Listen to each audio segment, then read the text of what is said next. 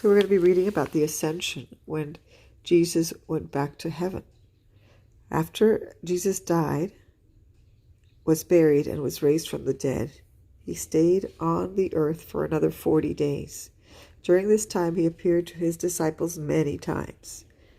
He spoke to them about the kingdom of heaven.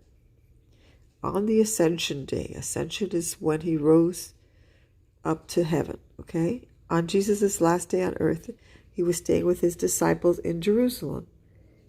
He gave them some instructions. Stay here, he said, because you will be baptized with the Holy Spirit not many days from now. You will receive power when the Holy Spirit has come upon you, and you will be my witnesses to the end of the earth.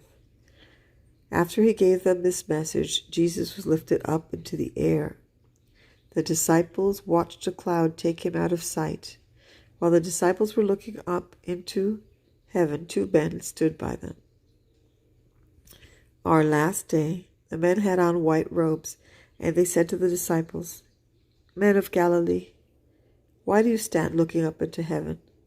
This Jesus who has taken up from you into heaven will come in the same way as you saw him go to heaven.